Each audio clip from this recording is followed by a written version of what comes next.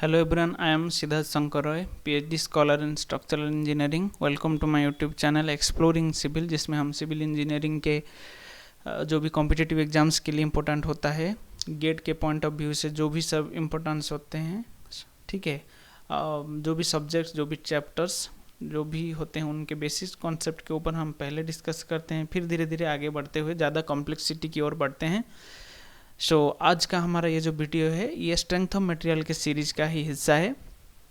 ठीक है, तो अभी आप टाइटल से समझ सकते हो कि ये जो है ये distribution of horizontal shear stress in beams के ऊपर है। ठीक है, चलिए देर ना करते हुए ये वीडियो शुरू करते हैं, क्योंकि ये जो वीडियो है ये GATE, subjective exams, competitive exams, आपके जो सेमिस्टर्स के एग्जाम्स के लिए या फिर इंटरव्यू के लिए, इन सारों के लिए बहुत ही ज़्यादा इम्पोर्टेंट है। ठीक है, ये सिर्फ सिविल इंजीनियरिंग के बच्चों के लिए नहीं, this is also required for mechanical students. ठीक है, ऑटोमोबाइल स्टूडेंट्स, उन सभी ब्रांच के लिए ये बहुत ज़्यादा इम्पोर्टेंट है, क्योंकि ये स्ट्रेंथ ऑफ मटेरियल है। ठीक है, आप शुरू से अंत तक वीडियो को ज़रूर देखिए, ताकि आपका जो शियर स्ट्रेस का डिस्ट्रीब्यूशन होता है, हॉरिजॉन्टल शियर स्ट्रेस का बीम के ऊपर, उसका सारा कॉन्सेप्ट आपको क्लियर हो जाए। ठीक है, तो चलिए शुरू करते हैं। यहाँ पे इस वीडियो में मैं ओनली डेरिवेशन इसके ऊपर डिस्कस करूँगा, फिर बाद में हम प्रॉब्लम्स के ऊपर धीरे धीरे जाएंगे। दूसरे वीडियोस में आगे मैं उसको डालूंगा इस चैनल में। तो चलिए शुरू करते हैं। The vertical shearing force on a beam tends to cause sliding of a vertical section. ठीक है, अगर एक वर्टिकल सेक्शन के ऊपर ये आ रहा है वर्टिकल शियर फोर्स, तो उसको क्या करेगा, स्लाइड करने के लिए कोशिश करेगा, यही बताया जा रहा है यहाँ पे। अच्छा, वर्टिकल शियर फोर्स क्या होता है? आपने शियर फोर्स बेंडिंग मोमेंट के ऊपर मैंने यहाँ पे वीडियो डाला हुआ है, आप चाहो तो पहले उसे देख सकते हो। वो तो ड्रॉ किए ही होंगे आप। मतलब shear force diagram and bending moment diagram जो होता है, उसमें जो शियर फोर्स डायग्राम आप ड्रॉ करते हो वो दरअसल वर्टिकल शियरिंग फोर्स के लिए होता है। ठीक है, आशा करता हूँ समझ चुके होंगे कि वर्टिकल शियरिंग फोर्स क्या होता है। ठीक है, ये क्या करता है, वर्टिकल प्लेन जो होता है एक बीम का या फिर एक सेक्शन ऑफ बीम का, वहाँ उसको स्लाइड करने की कोशिश करता है। And the shearing stress resulting from this, ये फोर्स है तो किसी एरिया के ऊपर तो जरूर गिर रहा होगा। फोर्स पर एरिया हो गया आपका क्या, आपका stress. Resulting from this accompanied at any point in the section by shearing stress on a horizontal section। ये क्या होता है, ये किसके जरिए accompanied होता है? ये जो vertical shear force होता है उसको accompany करता है एक horizontal shear stress। ठीक है, हम उसी के बारे में अभी डिस्कशन करेंगे। उसी का वैल्यू, उसका वेरिएशन क्या होता है along the depth of the section, उसके बारे में हमें डिस्कशन यहाँ पे करना है। ठीक है, चलिए दूसरे पॉइंट में क्या होता है, दिस टू शियर्स, एक वर्टिकल दूसरा हॉरिजॉन्टल, यहाँ पे हो गया ना, एक वर्टिकल दूसरा हॉरिजॉन्टल, ऐसे मतलब एक आएगा वर्टिकली ऐसे डाउनवर्ड, दूसरा एक हॉरिजॉन्टल हो गया। ठीक है, this two shears causes tensile and compressive force on mutually perpendicular planes. जो भी प्लेन्स म्यूचुअली परपेंडिकुलर हो गए उसको टेंसाइल या फिर कंप्रेसिव फोर्स ये दोनों प्रदान करते हैं। ठीक है, intensity of this shear stress is not constant from top to bottom of the cross section. मतलब क्या है, अगर बीम का क्रॉस सेक्शन ये रेक्टेंगुलर हो गया, ठीक है, ये टॉप हो गया, ये बॉटम हो गया, इसका जो वेरिएशन होता है वो कांस्टेंट नहीं होता। मतलब नॉट लाइक दिस, मतलब ये ऐसे नहीं होता, ये वेरिएशन नहीं होता, ये कुछ दूसरे टाइप का होता है। क्या होता है हम उसको देखेंगे। ठीक है, ये तीनों पॉइंट्स आपको दिमाग में बिल्कुल उतार के रखना है। पहला पॉइंट होता है, ये असल में होता क्या है, because the vertical shearing force on beam tends to cause sliding of a vertical section and the shearing stress resulting from this, इससे जो भी शियर स्ट्रेस आता है ये अकम्प्लाइड हो जाता है किसके साथ, at any point in the section by shearing stress on a horizontal section. ठीक है, मतलब हॉरिजॉन्टल डायरेक्शन में। This too causes tensile and compressive force on mutual perpendicular planes. Intensity of this shear stress is not constant from top to bottom of the cross section. चलिए फिर इसको derive करते हैं। यहाँ पे डायग्राम देख लीजिए, जैसे हमने किया था ना सिंपल बेंडिंग इक्वेशन डिराइव, बस उसी टाइप का ही होता है। So this is a beam, okay. So we are considering A B C D portion of the beam, okay। So this is the neutral axis NA, so this is the neutral axis NA, we are considering ABCD, and then EF is a strip at a distance y from neutral axis, okay। So ये जो distance है EF का y होता है from neutral axis। so इसका width कितना होता है, जो भी हमने section यहाँ पे लिया हुआ है उसका length मानो या फिर width कुछ भी मान सकते हो, ये डेल्टा एक्स है, ठीक है। चलिए फिर यहाँ पे क्या दूसरा चीज़ है, और एक चीज़ है, ये जो रेड वाला 2 आरो मार्क्स है, तो ये किसके लिए है, this is for the bending moment of the section. So मान लीजिए यहाँ पे बेंडिंग मोमेंट इस सेक्शन में जो हो गया आपका ए सी सेक्शन, ठीक है, इसमें m था, ठीक है। तो थोड़ा इधर आप आओगे तो ये क्या हो जाएगा, m प्लस डेल्टा m, कुछ चेंजेस आएगा यहाँ पे ड्यू टू दिस डिस्टेंस, ठीक है। सो जो चेंज होता है उसको हम ऐड करके यहाँ पे ले लेते हैं। So the bending moment on this plane is m, so as we are travelling through delta x distance, so this becomes m plus some delta m, थोड़ा सा बढ़िया घट सकता है, डिपेंड करता है कि किस टाइप का लोडिंग है, इसलिए m प्लस डेल्टा m हम कंसिडर कर लेते हैं, ठीक है। चलिए ये h/2 क्या है, so this is the distance from neutral axis to the extreme fibre, h/2, या फिर आप y मैक्स मान सकते हो इसको। चलिए अभी ये हो गया cross section, any arbitrary cross section मैंने यहाँ पे कंसिडर किया है, ठीक है। किन्हीं बुक्स में ये रेक्टेंगुलर भी लिया हुआ है, तो आप घबराना मत, क्योंकि जो भी इक्वेशन निकलेगा वो सबके लिए वैलिड होगा, सारे किसी भी प्रकार के क्रॉस सेक्शन के लिए, इसलिए मैंने यहाँ पे इलिप्टिकल ले लिया है क्रॉस सेक्शन, ठीक है। So this strip is here at a distance y and this thickness of this strip we are considering delta y, ये हो गया thickness of this strip EF, okay, and this width is b of this strip। so यहाँ पे cross section wise इसका जो आपका width होता है वो b होता है, ठीक है। अच्छा फिर ये क्या है, ये असल में क्या है, ये यहाँ से एक छोटा सा टुकड़ा यहाँ पे लिया गया है, ठीक है। सो ये क्या होता है आपको धीरे धीरे डेरिवेशन करते हुए पता चल ही जाएगा, तो पहले अगर आप इसको कंसिडर कर लोगे तो थोड़ा दिमाग इधर उधर हो जाता है, इसलिए पहले इसको कंसिडर मत कीजिए। मान लीजिए ये यहाँ पे नहीं है, बस यही दोनों से हम शुरुआत करते हैं। तो चलिए the variation in the vertical sharing force,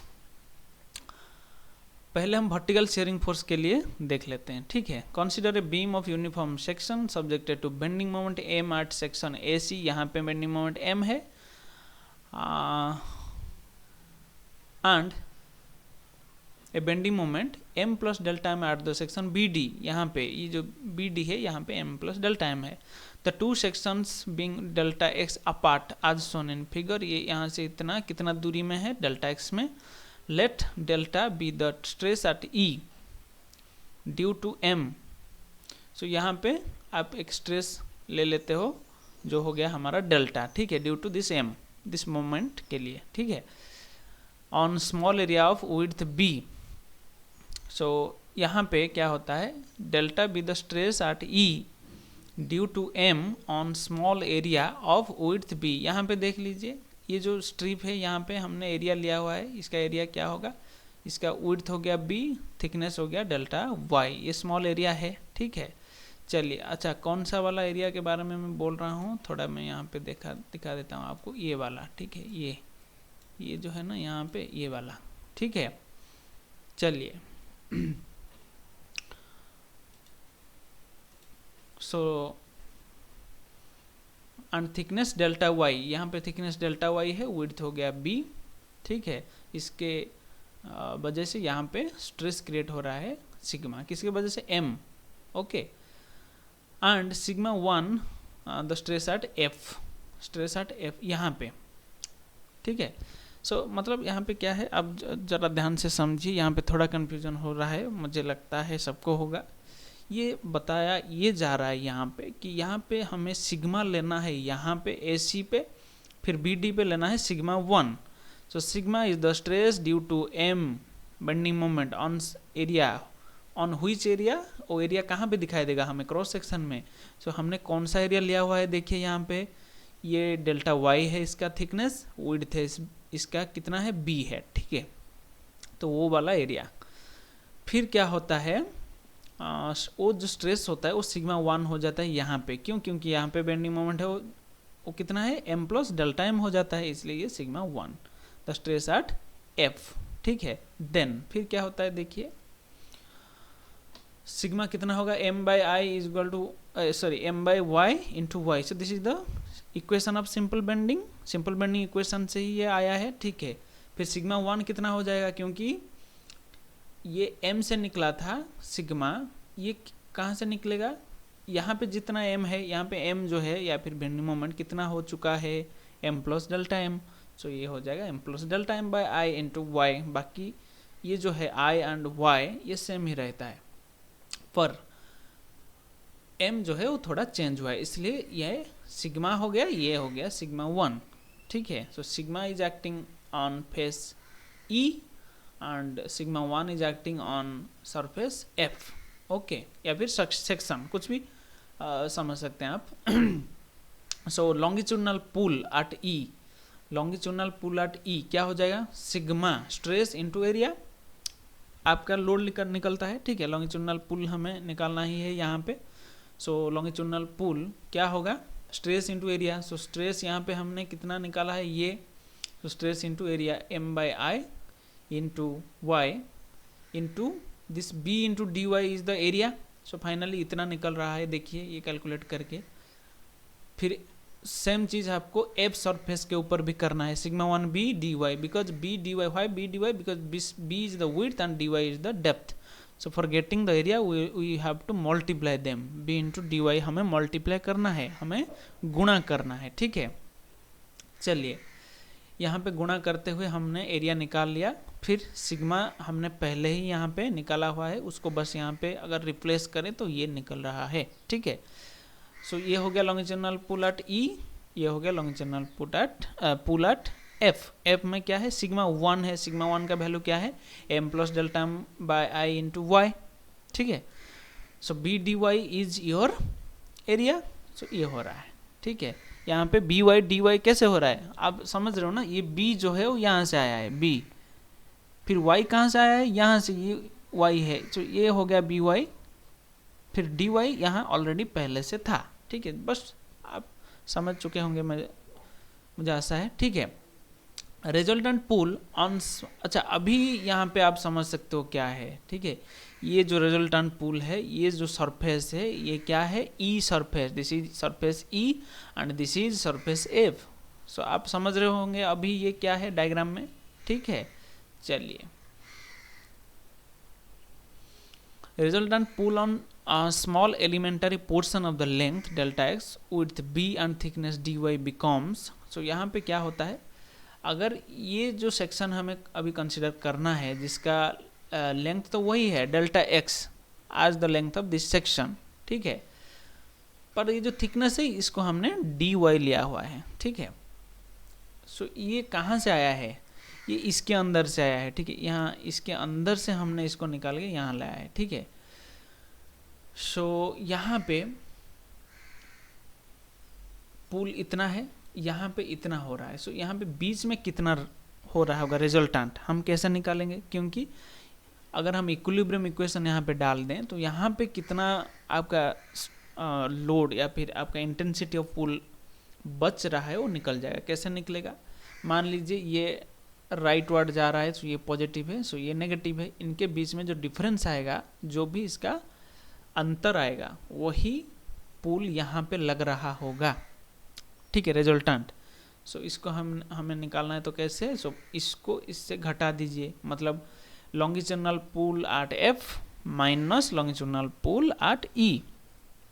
सो इसको अगर आप घटाओगे तो ये निकल रहा है, ठीक है। चलिए, the total force on the elementary length delta X and the shaded area above Y is. So यहाँ पे हमने क्या किया है, यहाँ पे एक छोटा सा सेगमेंट को कंसिडर किया है। अभी हमें टोटल ये जो शेडेड पोर्शन है, मतलब अभी जो मैं बात कर रहा हूँ वो इस पोर्शन के लिए कर रहा हूँ, मतलब यहाँ पे ऊपर की ओर जो शेडेड पोर्शंस है, ठीक है। सो या ये वाले एरियाज के ऊपर अभी बात चल रही है। So the total force on the elementary length delta X and the shaded area above Y, Y के ऊपर जितने भी एरिया है, वाई मतलब distance from neutral axis to the strip we have considered. Okay, so यहाँ से ऊपर तक, तो ये क्या होगा, इसको इंटीग्रेट करना होगा। कौन सा, जो भी हमारा निकला है यहाँ पे छोटा एरिया के लिए, हमें उसे बड़े में इम्प्लीमेंट करना है। यही तो इंटीग्रेशन का असली मकसद होता है। ठीक है, हमेशा बच्चा जब भी बच्चे देखते हैं इंटीग्रेशन को वो डर जाते हैं, यहाँ पे इंटीग्रेशन लग रहा है। इंटीग्रेशन नहीं होता तो कुछ भी नहीं होता, क्योंकि जो भी हम करते हैं ना, पहले देखिए हम एक छोटे एरिया के लिए किए हैं यहाँ पे, उसका हमें इम्प्लीमेंट करना है अभी ये बड़े एरिया के ऊपर। सो कैसे करें, बस उसको हमें देखना है कि कहाँ से कहाँ तक हमें इम्प्लीमेंट करना है। नीचे से यहाँ पे कितना है डिस्टेंस y है, फिर ऊपर जो एक्सट्रीम फाइबर है उसका डिस्टेंस कितना है h/2 है। सो हमें इंटीग्रेशन करना है y से लेके h/2 के अंदर, किसको, यहाँ से जो हमने रिजल्ट पाया है उसको, जो यहाँ से कौन सा रिजल्ट हमें मिला है ये। सो अगर मैथमेटिकली हम इसको लिखें तो कैसे लिखेंगे, इंटीग्रेशन होगा y से h/2 के अंदर किसको, जो भी हमने रिजल्ट निकाला है। ठीक है, सो ये इंटीग्रेशन थोड़ा मैथमेटिक्स के ऊपर आपको जाना पड़ेगा। आशा करता हूँ आप सब एलिमेंट्स ऑफ मैथमेटिक्स के ऊपर एक्सपर्ट ही होंगे। ठीक है, सो यहाँ पे क्या होता है, डेल्टा जो सिग्मा m/i जो ये यहाँ पे है, ये कांस्टेंट होता है, ये निकल जाता है बाहर, इंटीग्रेशन के बाहर आ जाता है, सो बच जाता है अंदर, बस इतना। ठीक है, so this resultant pull is resisted by the shearing force on the longitudinal section at EF whose area is delta x into B. So ये जो पुल होता है ये इसको कौन रेजिस्ट करता है, क्योंकि अगर इसको कोई रेजिस्ट करने वाला होगा नहीं तो मतलब ये जो सेक्शन है ना, ये क्या हो जाएगा, इक्विलिब्रियम में नहीं रहेगा। ठीक है, क्योंकि देखिए यहाँ पे इक्विलिब्रियम के हमारा जो भी, मैंने ऑलरेडी इक्विलिब्रियम के ऊपर भी वीडियो डाले हुए हैं, उसका कॉन्सेप्ट क्या है, हमेशा रिजल्टेंट फोर्स 0 होना चाहिए। ठीक है, तो यहाँ पे रिजल्टेंट फोर्स 0 नहीं हो रहा है, क्योंकि हम यहाँ पे अगर इसको हम डिफरेंशिएट, इसका डिफरेंस हम निकालते हैं तो हमें ये आ रहा है निकल के ये। ठीक है, सो मतलब इसको कोई ना कोई होना चाहिए एजेंट जो कि उसको न्यूट्रलाइज करे, मतलब उसको 0 करे, नहीं तो इक्विलिब्रियम में नहीं आएगा। तो वो चीज़ करने वाला जो एजेंट है वो आपका क्या होता है, शियरिंग फोर्स होता है।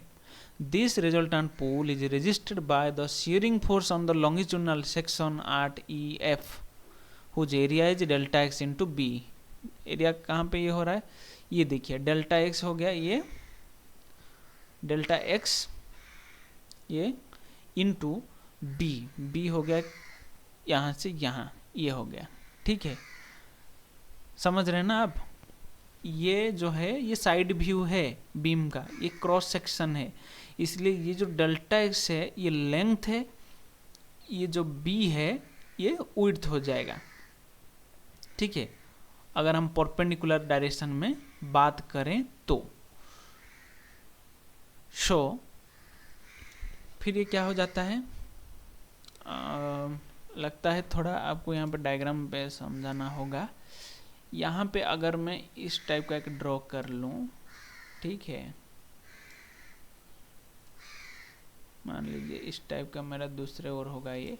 सो यहाँ से यहाँ जो है ना, वो आपका होता है जो भी हमने यहाँ पे कंसीडर किए हैं डेल्टा एक्स।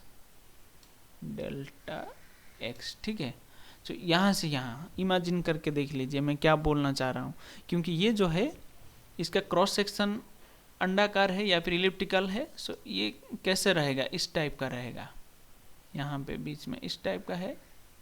ठीक है, पर ये यहाँ पे दिखाई नहीं देगा क्योंकि ये साइड व्यू है, ये क्रॉस सेक्शन में दिखाई देता है, इसलिए जो एरिया हमारा निकलना है वो दिस इंटू दिस हो जाएगा, यहाँ से यहाँ। ठीक है, सो इसलिए यहाँ पे ये लिखा गया है कि जो भी आपका okay, so this whose this EF on the longitudinal section EF whose area is this। आशा करता हूँ ये आप समझ पा रहे होंगे, अगर नहीं समझ रहे हो तो मुझे कमेंट करके ज़रूर बताइएगा, ठीक है। सो यहाँ पे हम क्या करते हैं, जो भी इंटेंसिटी हमारा शियर फोर्स है उसको हम टाउ ले लेते हैं। Let tau be the intensity of shear force या फिर sorry shear stress on this area, then for equilibrium of AEFB, मतलब AEFB जो है ये वाला पोर्शन, इसका इक्विलिब्रियम के लिए क्या जरूरी है, यहाँ पे देखिए shear stress tau into area of that section. Stress into area क्या होता है, शियर फोर्स निकलेगा यहाँ से, क्योंकि ये स्ट्रेस इनटू एरिया है तो यहाँ से फोर्स निकलेगा। चलिए हमने ऑलरेडी इंटीग्रेशन करके क्या निकाला हुआ है, जो भी हमारा रिजल्टेंट फोर्स वहाँ पे बच रहा होता है, मतलब कहाँ पे, इस सेक्शन पे, यहाँ पे जो भी रिजल्टेंट फोर्स बच रहा होता है, किससे, इससे, इससे, ठीक है। सो हमने माइनस करके इसको वापस इंटीग्रेट करके देख लिया है, ये वैल्यू इतना आ रहा है। सो मतलब ये दोनों जो है वो सेम होंगे तभी इक्वेशन इक्विलिब्रियम मेंटेन होगा उस सेक्शन पे, ठीक है। सो यहाँ पे आपका इक्वेशन ये हो जाता है, ठीक है। शियर स्ट्रेस टाउ हमने लिया हुआ है, फिर area of the section on which this force is acting is delta x into b which should be equal to this, ये ठीक है। ये दोनों अगर इक्वेट हो गए तो यहाँ से बस आप मैथमेटिकल फॉर्मुलेशन यूज करो। क्या हो रहा है देखिए, इससे ये लिखना बहुत ज़्यादा आसान है। कैसे, ये डेल्टा एक्स इधर चला जाता है, फिर 1/i इंटू ये b को भी ये इधर लिया गया है यहाँ पे, ठीक है। तो यहाँ से यहाँ बहुत ही आसान से आप समझ रहे होंगे। फिर क्या हो रहा है यहाँ पे देखिए, यहाँ पे ये जो डेल्टा लिखा हुआ है, इस डेल्टा को हटाकर हमने यहाँ पे d लिख दिया है, ठीक है। कोई दिक्कत नहीं, ये सिंपल मैथमेटिक्स से आप समझ रहे होंगे, ठीक है। पर असल में ये जो चीज़ है dm/dx, मतलब d/dx of bending moment. So bending moment का अगर हम एक बार डेरिवेटिव निकाले तो क्या देता है, शियर फोर्स देता है, ठीक है। So this is shear force at the section। चलिए, and integration of y to h to by dy, ये चीज़ क्या है, ये sum of the moments of the areas of all the small strips comprising the shaded area about the neutral axis NA। so neutral axis जो आपका है वो N है, ठीक है। shaded area में जितने भी strips है उन सब का moments जो है अबाउट न्यूट्रल एक्सिस, इस चीज़ का मीनिंग वही होता है, ठीक है। Integration of y to h/2 by/dy, इसका मतलब ही वही बनता है। सो अगर ये है, चलिए हम a कंसीडर कर लेते हैं शेडेड एरिया का जो एरिया है, ठीक है। So area of the shaded area portion of shaded area is equal to a, then y bar is the distance of its centroid from neutral axis। so distance from neutral axis of its centroid, this means the centroid of this area। यहाँ पे इस area का centroid यहीं पे कहीं पे एक निकलेगा, ठीक है। यहाँ से यहाँ ये जो डिस्टेंस होता है इसको हमने कंसिडर कर लिया है आज y बार, ठीक है। सो ये सेंटर ऑफ ग्रेविटी का मामला है। सो सेंटर ऑफ ग्रेविटी के ऊपर, मोमेंट ऑफ इनर्शिया के ऊपर मैंने ऑलरेडी इस चैनल में वीडियो डाले हुए हैं, आप चाहो तो पहले उसे देख लो, ठीक है, ताकि आप समझ सकते हैं कि ये चीज़ यहाँ पे क्या लिखा गया है, ठीक है। सो यहाँ पे हमने शेडेड एरिया का जो सिंबल है इसको a ले लिया है, फिर distance of its centroid from neutral axis y ले लिया है, ठीक है। So sum of the moments of all the area, okay. So इस चीज़ को हम कैसे रिप्रेजेंट कर सकते हैं in this form, a and y bar क्या हो जाएगा, a इंटू वाई बार हो जाएगा। बस ये जो इंटीग्रेशन ये चीज़ है ना, इसको हम a इंटू वाई बार भी लिख सकते हैं। क्यों लिख सकते हैं, क्योंकि ये है जो है ना, ये डेफिनेशन ऑफ सेंट्रॉयड है, डेफिनेशन ऑफ सेंट्रॉयड से ये आता है, ठीक है, sum of the moments of all the small areas of all the small strips comprising shaded area about the neutral axis. So distance हो गया ये, एरिया होगा ये. So area into distance is the moment of the area. ठीक है, ये moment of area का formula है. So finally after putting all this shear stress tau is equal to this. So ये कैसे हो गया, देखिए यहाँ पे हमने ये जो इक्वेशन निकाला था, इसमें इस जगह पर हम क्या लिख सकते हैं, f लिख सकते हैं. तो लिख लीजिए f. फिर ये जो हो गया ये चीज़, ये वाला, इसके ऊपर हम क्या लिख सकते हैं, a into y bar. Finally बचता क्या है, i by I b, sorry 1 by I b. So f a y bar by ib. So that is the formula for horizontal shear stress at any section. Okay, so आशा करता हूँ video अच्छा लगा होगा. अगर अच्छा लगा है तो लाइक शेयर सब्सक्राइब ज़रूर कीजिए. सो मैंने कोशिश किया है कि आपको ज़्यादा अच्छे से समझा सकूं, क्योंकि बहुत सारे बुक्स में बहुत सारे कन्फ्यूजन चीज़ें जो है वो डाल देते हैं सब, इसलिए ज़्यादा अच्छे से समझ में नहीं आता. तो मैंने यहाँ पे आपके लिए डायग्राम्स ड्रॉ किए हैं. आप चाहो तो वीडियो को पॉज करके देख लो. ठीक है, यहाँ पे ये जो चीज़ है, यहाँ पे थोड़ा आपका कन्फ्यूजन रह सकता है, पर इसलिए मैंने इसको पहले आपको नेगलेक्ट करके बाद में यहाँ पे ये चीज़ पहुँचने के बाद, यहाँ पे पहुँचने के बाद मैंने वो डायग्राम के बारे में आपको बताया, ताकि अच्छे से आप समझ सकें कि असल में वहाँ पे हो क्या रहा है. ठीक है, तो चलिए आशा करता हूँ वीडियो अच्छा लगा होगा. अगर अच्छा लगा है तो लाइक शेयर सब्सक्राइब जरूर कीजिए. हम आगे इस वीडियो में, इस सीरीज़ में सर्कुलर सेक्शन या फिर आपका जो रेक्टेंगुलर सेक्शन है उसका वेरिएशन कैसे होता है शियर स्ट्रेस का along the depth of the section देखेंगे. फिर प्रॉब्लम्स करेंगे जो कि एग्जाम पॉइंट ऑफ व्यू से बहुत ज़्यादा इंपॉर्टेंट है. तो थैंक यू.